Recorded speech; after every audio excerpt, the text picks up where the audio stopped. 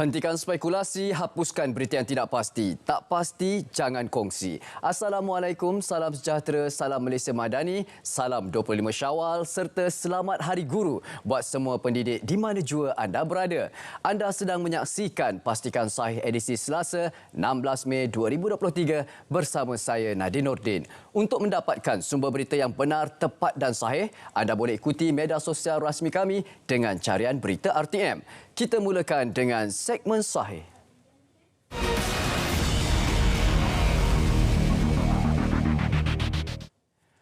Waspada dan hati-hati terhadap taktik penipuan terkini skamer yang menggunakan mesej atau WhatsApp kononnya dari syarikat kurier atau nombor tidak dikenali.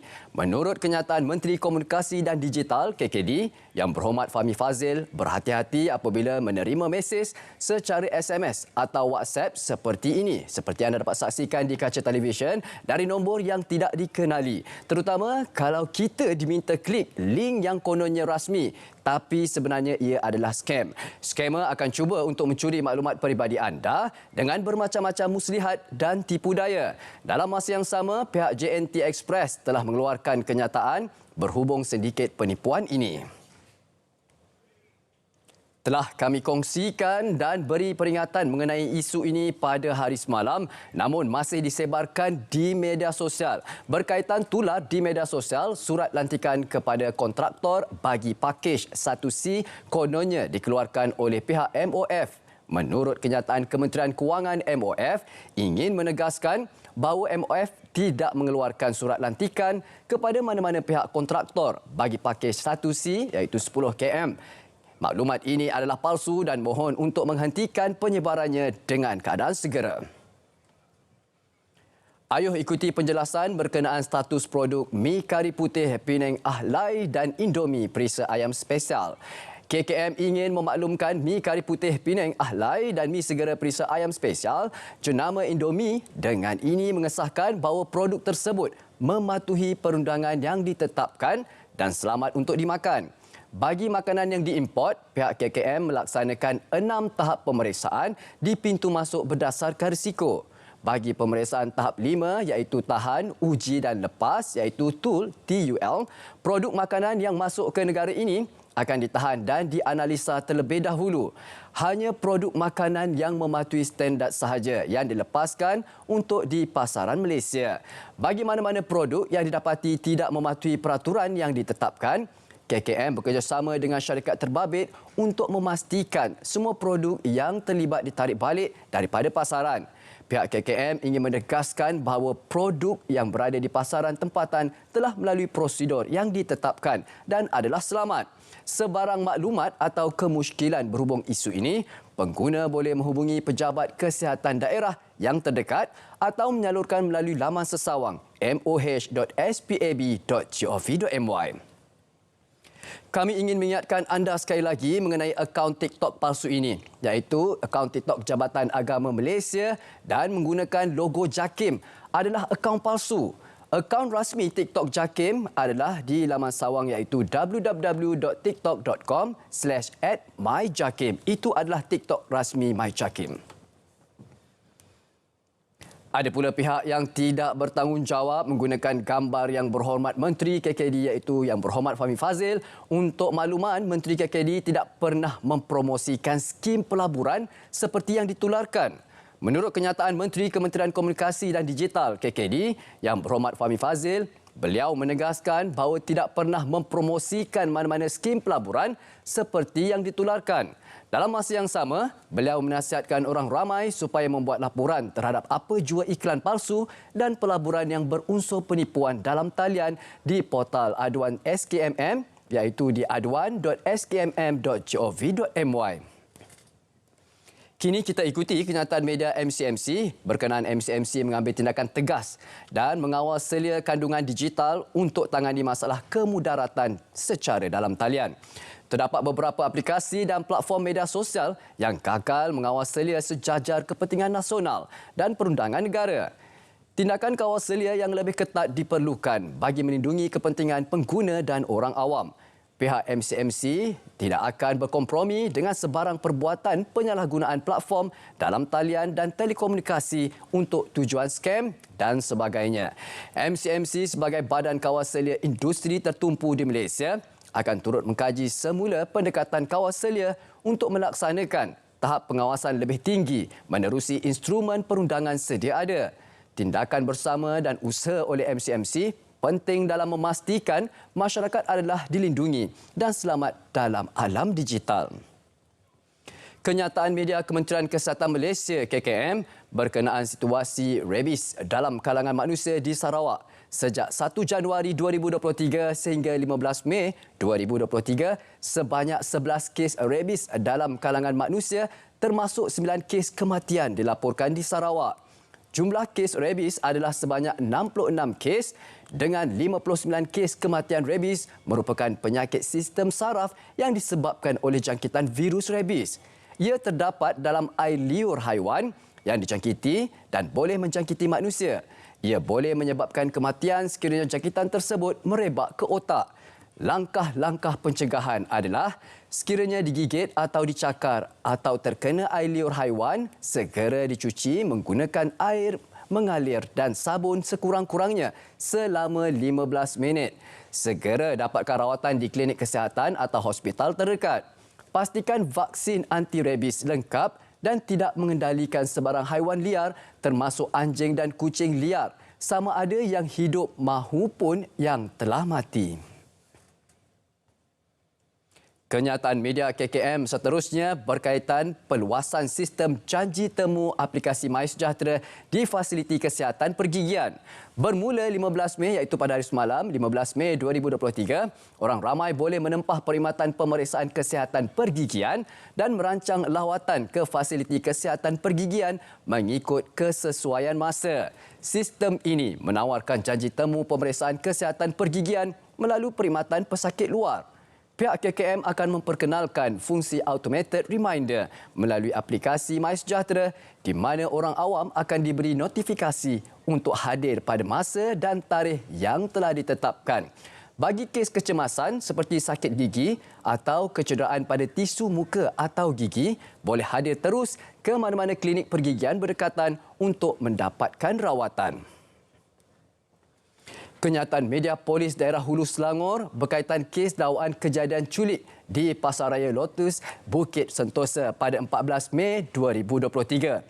Pihak polis telah menerima laporan polis yang dibuat oleh pekerja Pasaraya Lotus di mana kejadian melibatkan suspek seorang lelaki penganggur yang mencuri barangan milik pasaraya tersebut dan ianya bukan seperti dakwaan di media sosial yang menyatakan berlaku kes culik. Bagi kesalahan menularkan video di media sosial akan disiasat di bawah Seksyen 233 Akta Komunikasi dan Multimedia Malaysia 1998 yang membawa hukuman denda tidak lebih RM50,000 atau penjara tidak lebih setahun atau kedua-duanya sekali. Pihak polis menasihati orang ramai agar menghentikan penyebaran video yang mengelirukan dan boleh mendatangkan kegusaran kepada orang awam. Siaran media Polis Diraja Malaysia daerah Port Dickson berkenaan video tular sebuah kereta menyongsang arah di lebuh raya SPDH. Bertindak atas maklumat, pihak polis telah berjaya menahan seorang lelaki dan seorang perempuan merupakan pasangan suami isteri pada 15 Mei 2023 yang terlibat dalam kes ini. Kedua-dua suspek memaklumkan kenderaan mereka mengalami masalah di bahagian enjin dan melakukan aksi itu untuk mencari bengkel untuk membaiki kenderaan mereka. Kedua-dua suspek ditahan dan kereta mereka dirampas dan dibawa ke balai trafik untuk tindakan lanjut. Ini pula adalah kenyataan media Ketua Polis Melaka berkaitan video seorang lelaki menunggang motosikal tanpa pakaian. Siasatan mendapati bahawa video tersebut adalah video lama yang ditularkan semula di mana kejadian berlaku pada 14 Disember 2022 dan individu tersebut mempunyai rekod kesihatan mental sejak di bangku sekolah. Mohon orang ramai menghentikan penyebaran video tersebut bagi menjaga sensitiviti ahli keluarga mangsa. Kenyataan media Ketua Polis Melaka seterusnya mengenai kes amang seksual dan penderaan kanak-kanak pada 11 Mei 2023. Sejumlah 6 laporan polis telah dibuat oleh 6 orang pelajar tahfiz lelaki di Tanjung Minyak dan Alur Gajah Melaka berusia 13 hingga 15 tahun yang didakwa dipaksa melakukan perbuatan di luar tabi'i oleh mudir serta didera secara fizikal oleh warden asrama tersebut. Jabatan Siasatan Jenayah Melaka telah menahan 2 lelaki yang merupakan pasangan adik-beradik iaitu pengasas dan penjaga pusat tahfiz tersebut. Semakan rekod mendapati seorang daripadanya mempunyai 2 rekod jenayah lampau dan seorang lagi tidak mempunyai rekod jenayah lampau. Kes disiasat mengikut Seksyen 14(A) Akta Kesalahan Seksual Terhadap Kanak-kanak 2017 dan Seksyen 31(1)(A) Akta Kanak-kanak 2001 kerana kesalahan penganiayaan terhadap kanak-kanak. Hentikan spekulasi, hapuskan berita yang tidak pasti, tak pasti jangan kongsi. Pastikan saya berat seketika kembali selepas ini dengan segmen semasa. Jangan ke mana-mana.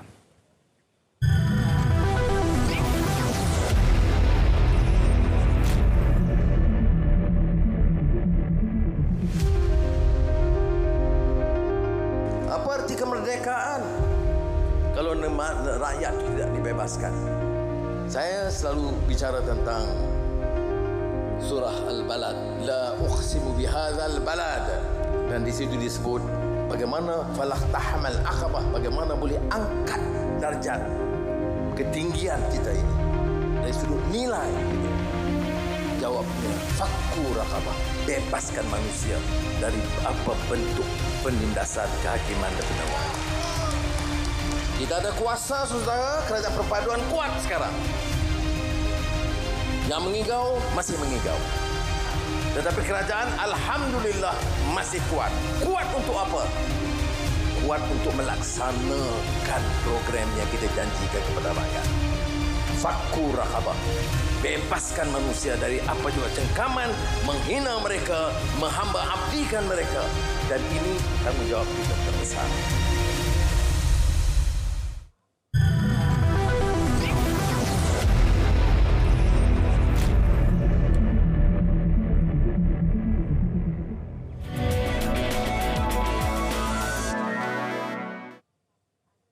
Terima kasih kerana masih lagi setia bersama kami dalam Pastikan Sahih. Ini adalah segmen semasa.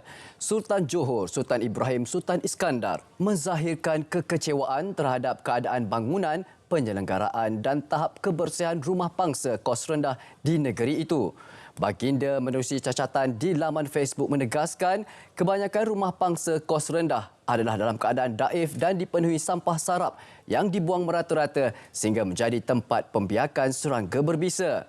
Titah Sultan Ibrahim, rakyat Johor hidup seperti dalam reban ayam dan keadaan banyak rumah pangsa di Johor sangat menyedihkan. Baginda juga tidak berpuas hati dengan perkhidmatan pembersihan yang dilaksanakan syarikat konsesi SWM Environment Sdn Bhd.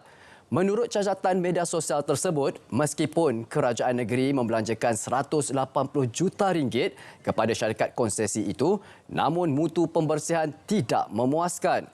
Sehubungan itu, Baginda berharap Kerajaan Persekutuan dapat memberi bantuan bagi membaik pulih rumah pangsa selain meminta penduduk menjaga kebersihan kawasan persekitaran.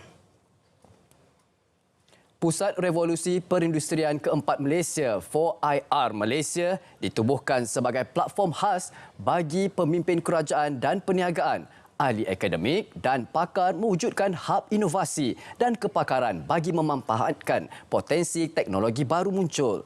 Pusat bebas dalam ekosistem Forum Ekonomi Dunia WEF merupakan yang pertama di Asia Tenggara dan ke-19 di peringkat global. Perdana Menteri Yang Amat Berhormat Datuk Seri Anwar Ibrahim berkata, 4IR Malaysia juga diwujudkan bagi memperkasakan agenda transformasi digital Malaysia dan ASEAN menerusi perkongsian idea antara pemimpin dengan penggiat industri. Pusat ini akan memberi tumpuan kepada transformasi digital dan GovTech iaitu mempercepat fasa pertumbuhan. Seterusnya, agenda transformasi digital Malaysia dan peranan yang boleh dimainkan untuk memudahkan usaha serantau bagi transformasi digital ASEAN. membabitkan peralihan tenaga yang menyokong Dasar Tenaga Malaysia 2022-2040 untuk membolehkan kita berjaya mengemudi peralihan tenaga dan pembangunan ekonomi hijau sambil mengimbangi isu seperti keselamatan tenaga, kemampuan mampu milik dan kelestarian alam sekitar. Kerajaan lulus perkhidmatan penerbangan sewa khas bagi menarik kedatangan pelancong ke Malaysia. Perdana Menteri Yang Berhormat Datuk Seri Anwar Ibrahim berkata, ia selaras dengan dasar kerajaan sebagai pemudah cara dalam sektor pelancongan.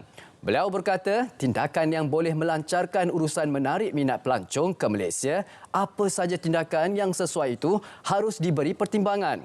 Datuk Seri Anwar turut mengucapkan tahniah kepada Kementerian Pelancongan, Seni dan Budaya MOTEK yang mencatatkan lonjakan 4.38 juta pelancong dari luar negara ke Malaysia pada suku tahun pertama 2023. 10 perumahan pangsa awam di Johor yang berusia lebih 40 tahun perlu diselenggara dan dibaik pulih susulan keadaannya yang semakin uzur. Exco Perumahan dan Kerajaan Tempatan Johor, Datuk Muhammad Jafni Muhammad Syukur berkata, kira-kira 100 flat awam di bawah Badan Pengurusan bersama JMB atau Perbadanan Pengurusan MC tiada peruntukan khas untuk penyelenggaraan. Penyelenggaraan dan baik pulih perlu dibuat selepas Sultan Johor, Sultan Ibrahim Sultan Iskandar dalam pertemuannya bersama Menteri Pembangunan Kerajaan Tempatan KPKT, Ngah Komeng, menitahkan perkara itu bagi membantu membela flat awam tersebut. Datuk Muhammad Jafni berkata, selama ini flat awam sama ada di peringkat negeri atau persekutuan tidak mempunyai bidang kuasa membantu, tetapi dengan pertemuan antara Tuanku Sultan bersama Menteri, Tuanku menitahkan kepada Menteri untuk menyediakan peruntukan khas untuk flat-flat awam yang dalam keadaan uzur.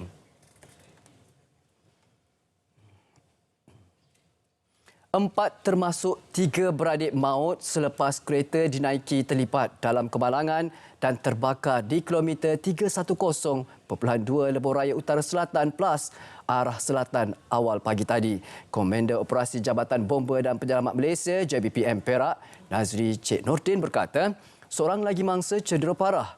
Pihak bomba menerima panggilan mengenai kejadian pada pukul 2.03 pagi.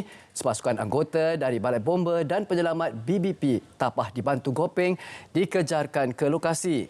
Sebaik tiba di lokasi mendapati api marak membakar bahagian bonet depan kereta yang melanggar bahagian belakang lori muatan tanah. 4 mangsa yang berada dalam kereta tersebut maut, manakala seorang lagi parah dan dibawa ke Hospital Tapah oleh orang awam. Mangsa maut dapati melecur di beberapa anggota badan, manakala pemandu lori selamat. Anugerah Seri Melaka ASM akan diperkenalkan Kerajaan Negeri Melaka bagi mengiktiraf tokoh ternama anak jati negeri yang berjaya serta menyumbang hikmat bati di peringkat kebangsaan mahupun dunia. Ketua Menteri Datuk Seri Abdul Rauf Yusof berkata, tokoh berkenaan yang disyaratkan pernah bersekolah di negeri ini akan dipilih berdasarkan kejayaan dicapai dalam bidang masing-masing. Beliau berkata, ikon tersebut akan dipilih oleh satu jawatankuasa di peringkat Dewan Undangan Negeri DUN sebelum dinilai oleh jawatankuasa di peringkat negeri. Syarat-syaratnya berkemungkinan persekolahannya bermula pada tahun 1990-an. Mereka mungkin berada dalam perkhidmatan awam, profesional, ahli perniagaan dan sukan. Katanya lagi, nama ikon yang berjaya mendapat anugerah tersebut akan dipamerkan di seluruh sekolah-sekolah di Melaka bagi memberi inspirasi kepada murid dan pelajar untuk mencontohi mereka. Kerajaan perpaduan yang ditubuhkan sejak 6 bulan lalu dengan sokongan 148 ahli parlimen telah membuktikan kestabilannya dalam memimpin negara. Menurut Pengerusi Badan Perhubungan UMNO Negeri Sembilan yang juga ahli Parlimen Jelebu, Datuk Seri Jalaluddin Alias, sikap toleransi dan persefahaman yang ditonjolkan antara parti, Barisan Nasional dan Pakatan Harapan merupakan satu kerjasama yang baik. Beliau juga berharap calon yang bertanding akan terus merangka gerak kerja bagi menghadapi PRN supaya memenangi setiap kerusi yang ditandingi. Dalam pada itu, Datuk Seri Jalaluddin Alias menyumbangkan sejumlah RM10,000 kepada Pertubuhan Pesara Kerajaan Satu Malaysia KUPEKMAS sebagai tanda sokongan kepada program yang dijalankan bagi pesara-pesara penjawat awam tersebut. Kementerian Perdagangan Dalam Negeri dan Kos Sara Hidup KPDN akan mengadakan pertemuan bersama pemain industri dalam membincangkan hala tuju inisiatif Payung Rahmah. Ia bagi memastikan inisiatif tersebut kekal relevan untuk diteruskan pada masa akan datang. Menterinya, Datuk Seri Salahuddin Ayub berkata, pihaknya akan merangka satu perancangan untuk menambah baik sistem sedia ada. Kementerian akan membuat satu perancangan yang lebih komprehensif, bersistematik agar semua pakej, menu dan jualan dalam inisiatif ini dapat dipastikan berpanjangan dan dapat diurus tadbir dengan lebih baik. Tambah beliau, inisiatif berkenaan diterima baik sejak diperkenalkan, baik daripada pemain industri maupun masyarakat. Penduduk yang tinggal berhampiran kawasan rekreasi Titi Hayun dan Seri Perigi diletakkan dalam keadaan berjaga-jaga berikutan berlakunya fenomena kepala air di kawasan itu. Kepala air itu dilaporkan berlaku kira-kira pukul 6.40 petang, ekoran hujan lebat di atas Gunung Jerai. Ketua Balai Bomba dan Penyelamat Yan, penolong penguasa bomba berkata, keadaan masih terkawal dan tiada penduduk dipindahkan ke Pusat Pemindahan Sementara PPS. Pihak bomba memantau dan menutup sementara laluan kedua-dua lokasi tersebut. Pasukan penyelamat membuat rondaan dan memberi amaran berjaga-jaga kepada penduduk yang tinggal di kaki gunung. Setakat pukul 8.15 malam, air dilaporkan surut. Namun, pemantauan diteruskan berikutan puncak Gunung Jerai masih terdapat tumpukan awan yang dikuatiri berlaku hujan lebat. Dalam kejadian pukul 4 petang 18 Ogos 2021, 6 mangsa terkorban selepas dihanyutkan arus deras akibat kepala air di Gunung Jerai dan Titi Hayun. Polis Kelantan dalam perbincangan bersama Kementerian Dalam Negeri KDN untuk menambah unit kereta peronda MPV di kawasan sempadan negeri itu. Ketua Polis Kelantan, Datuk Muhammad Zaki Harun berkata, pihaknya sebelum ini membuat lawatan sempadan bersama Menteri Dalam Negeri, Datuk Seri Saifuddin Nasution Ismail di Tumpat bagi melihat situasi semasa. Katanya, inisiatif penambahan MPV boleh memperhebatkan kawalan sempadan Malaysia-Thailand selain menambah baik logistik Polis Diraja Malaysia PDRM Kelantan. Penambahan MPV akan dilaksanakan secepat mungkin sejajar dengan pelbagai strategi yang sudah dirangka dalam memastikan sempadan negara sentiasa dalam keadaan terkawal. Pastikan saya berat sekali lagi. Jangan ke mana-mana kerana selepas ini untuk di minit-minit yang terakhir kita ada segmen notifikasi. Terus setia bersama kami, Pastikan Sahih.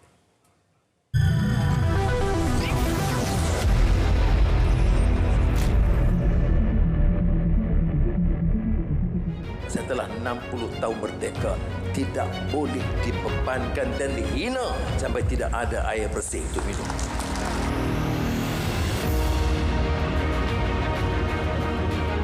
Saya di Kelantan baru-baru ini. Sudah tahu masalah bekalan air di Kelantan itu parah.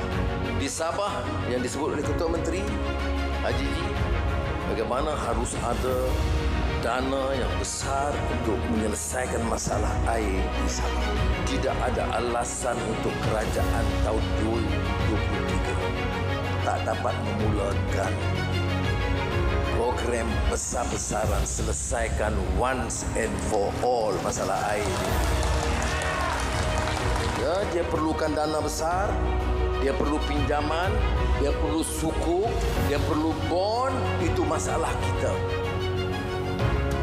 Jangan bebankan kepada rakyat. Kalaupun perlu berbilion ringgit, kita mesti cari dan selesaikan tahun ini juga akan dapat. Ini tak ada kena-mengena sama ada pilihan raya negeri atau tidak. Apa arti kerajaan perpaduan ini dia? Janji diterjemahkan. Bila? Sekarang. Jangan tangguh tahun depan. Sekarang kita cuba selesaikan.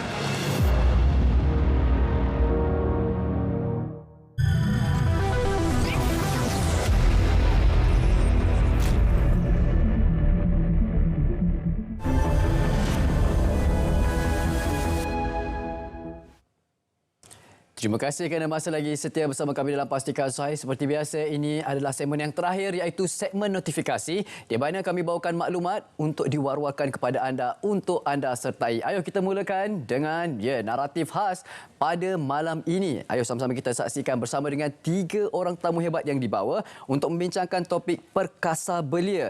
Pada malam ini iaitu 9 malam 16 Mei 2023 melalui saluran TV1 juga siaran serentak di saluran berita RTM, MyTV dan untuk mudah di mana saja anda berada, anda boleh muat turun aplikasi RTM Klik ke telefon pintar anda melalui Google Play atau App Store. Untuk berinteraksi bersama dengan tetamu, anda boleh teruskan memberikan komen di Facebook Live Berita RTM. Seterusnya kita ucapkan sekali lagi selamat Hari Guru buat semua pendidik di mana jua anda berada. 16 Mei 2023 dengan tema pada tahun ini adalah Guru Insani, Pemangkin Generasi Madani. Ayo sama-sama kita ucapkan buat semua tenaga pengajar yang ada yang pernah pun berkhidmat dalam kehidupan kita selama ini. InsyaAllah semoga dipermudahkan urusan buat semua guru di seluruh dunia. Dan ini pula kita bawakan maklumat inisiatif Saringan Kesihatan Kebangsaan NHSI. Jalani saringan kesihatan untuk mengetahui status kesihatan anda melalui perkhidmatan saringan kesihatan di hampir semua fasiliti kesihatan KKM. Program Skim Peduli Kesihatan untuk kumpulan B40 iaitu Peka B40 yang menawarkan saringan kesihatan secara percuma. Pakej saringan kesihatan Perkeso. Program saringan kesihatan di fasiliti kesihatan swasta. Kesan awal, rawat awal, cegah komplikasi. Jom sama-sama kita melakukan ujian saringan kesihatan demi kemaslahatan kita bersama. Seterusnya kami bawakan prosedur ujian dan pelepasan untuk kes positif COVID-19. Apa yang perlu anda lakukan sekiranya anda positif COVID-19? Kes positif COVID-19 wajib diisolasi selama 7 hari. Walau bagaimanapun, anda boleh dibebaskan lebih awal jika keputusan ujian COVID-19 negatif pada hari keempat. Jadi hari keempat anda lakukan ujian sekali lagi. Sekiranya negatif, anda adalah bebas daripada isolasi yang melibatkan anda untuk isolasi selama 7 hari. Prosedurnya antaranya menjalani ujian RT-KAG COVID-19 yang diselia fizikal atau maya pada hari keempat isolasi. Keputusan ujian akan dimuat naik dalam e-COVID oleh pengamal perubatan. Jika keputusan negatif, pesakit boleh menamatkan isolasi. Itu antara yang kita boleh bawakan. Dan seterusnya, saranan dan langkah penjagaan kesihatan jantung. Ayo kita sayang jantung kita. Makan secara sihat dan seimbang. Lakukan aktiviti fizikal. Kekalkan berat badan ideal. Tidak menghisap rokok atau vape. Pastikan perokok dan juga vape hentikanlah demi sayangi jantung anda. Hindari pengambilan alkohol, melakukan pemeriksaan kesihatan secara berkala, mematuhi rawatan yang ditetapkan, mengenal pasti tanda-tanda awal sakit jantung. Hentikan spekulasi, hapuskan berita yang tidak pasti, tak pasti jangan kongsi. Ingat Pastikan Sahih setiap hari Senin ke Jumaat, 2.30 minit petang di saluran TV1 dan juga untuk mudah di mana saja anda berada, muat turun aplikasi RTM Klik. Bukan saja saluran berita RTM, anda boleh saksikan pelbagai program RTM. Sampai di sini saja. Assalamualaikum, salam sejahtera dan salam Malaysia Madani.